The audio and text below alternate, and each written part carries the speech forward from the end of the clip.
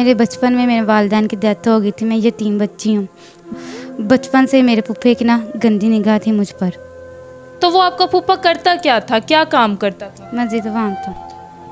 استغفر اللہ، جو توبہ استغفر اللہ، لوگ ظلم سے بچاتے ہیں لوگوں کو، مگر وہ جس ظلم سے نکلی ہے اور پھر آگے وہ اسی ظلم میں پھنس گئی۔ مگر دنیا میں اچھے لوگ بھی پڑے ہیں جو آپ کا ساتھ دے سکتے ہیں۔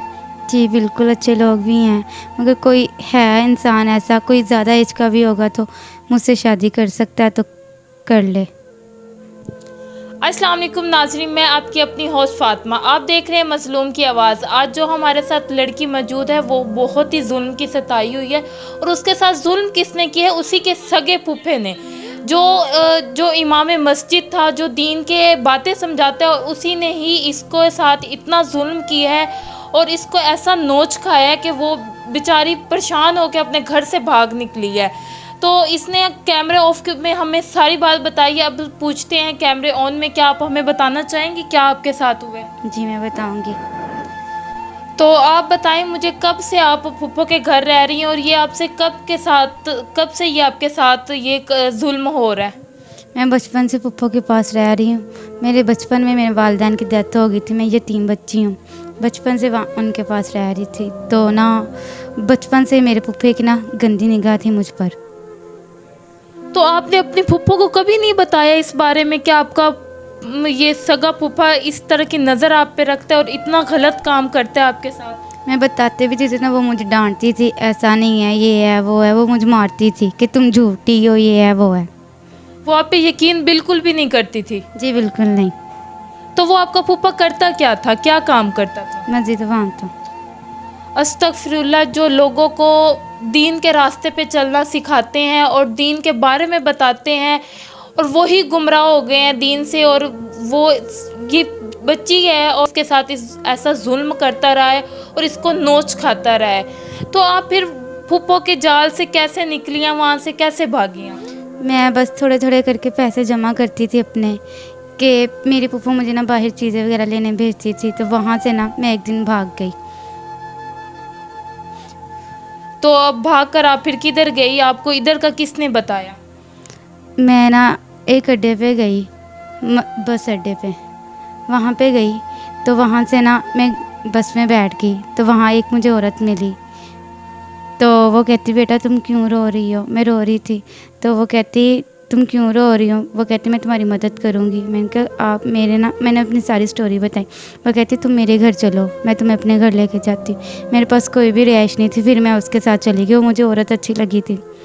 تو آپ کو ڈر نہیں لگا؟ آپ اکیلی گھر سے بھاگ رہی ہیں اور پھر ایسی عورت کے ساتھ جا رہی ہیں جس کو آپ پہچانتی بھی نہیں ہیں، جانتی بھی نہیں ہیں، اور آپ نے اس کو اپنی ساری سٹوری بتا دی، پھر آگے اس عورت نے آپ کے ساتھ کیا سلوک کیا؟ وہ مجھے لے گئی تھی اپنے ساتھ، تو مجھے وہ ایک دھندا ہی کرتی تھی، ایسے ہی کام کرواتی تھی۔ توبہ استغفر اللہ، لوگ ظلم سے بچاتے ہیں لوگوں کو، مگر وہ جس ظلم سے نکلی ہے اور پھر آگے وہ اسی ظلم میں پھنس گئی۔ جی، تو پھر اس کے پاس میں ہفتہ ڈیڑھ ہفتہ رہی، تب تک اس نے میرے ساتھ کوئی ایسا کام نہیں کروایا۔ بتاتی ضرور تھی مگر کرواتی نہیں تھی۔ ہفتے بعد ایک آدمی آیا، ایک 16-17 سال کا لڑکا تھا، اسے میں نے اپنی سٹوری بتائی، وہ بھی رونے لگ گیا میری سٹوری سن کے۔ پھر اس نے مجھے بتایا۔ تو آپ کو کیسے وہاں پہ پتہ چلا کہ یہ عورت بھی یہاں پہ جسم فروشی کا کام کرتی ہے اور لوگوں کو بلاتی ہے؟ جب آپ کو پتہ چلا تو پھر آپ کا اس عورت سے آپ نے کچھ کہا نہیں؟ میں ایسے کہتی تھی، وہ مجھے آگے سے مارتی تھی، تم یہاں سے نہیں نکل سکتی، یہ ہے وہ ہے، تم یہاں رہو گی، اب یہی کام کرو گی، ایسے بولتی تھی۔ مجھے نکلنے نہیں دیتی تھی، گھر میں کمرے میں بند کر دیتی تھی۔ لوگ اس معاشرے میں کیسے کیسے لوگ پڑے ہیں جہاں سے لوگ بچنا چاہتے ہیں اور وہی اسی دندل میں پھر پھینکے جاتے ہیں۔ اب میں کیا کہوں کہ ہمارا معاشرہ کس طرف جا رہا ہے؟ تو پھر آپ کو یہاں پہ ہمارا کس نے بتایا؟ کیسے آپ یہاں پر آئے؟ وہاں ایک لڑکا آیا تھا میرے پاس، تو اس سے میں نے اپنی سٹوری ساری بتائی، تو وہ بھی رونے لگ گیا، تو اس نے پھر مجھے نمبر دیا یہاں کا۔ تو پھر آپ نے، یعنی کہ فون آپ کے پاس تھا؟ نہیں، میرے پاس فون نہیں تھا، اسی نے میری کال کروائی تھی۔ ٹھیک، تو پھر اب آپ ادھر آئی ہیں، آپ کو کیا لگ رہا ہے کہ یہاں پہ آپ سیف ہیں یا آپ کا آگے کیا خواہش ہے, آپ کیا کرنا چاہتے ہیں؟ یہاں پہ میں بالکل سیف ہوں, مجھے فیل ہو رہا ہے. تو آگے میری یہ ہے کہ کوئی بھی ہو, جیسا میرے ساتھ ہو گیا, مجھے نہیں لگتا مجھ سے کوئی اچھا انسان شادی کرے گا. تو کوئی ہے نہیں, ایسی بات نہیں ہے. لوگ آپ کے ساتھ ظلم ہوا ہے تو آپ کو سب ایک جیسے ہی نظر آ رہے ہیں, مگر دنیا میں اچھے لوگ بھی پڑے ہیں جو آپ کا ساتھ دے سکتے ہیں. جی بالکل اچھے لوگ بھی ہیں, مگر کوئی ہے انسان ایسا, کوئی زیادہ ایج کا بھی ہوگا تو مجھ سے شادی کر سکتا ہے تو کر لے.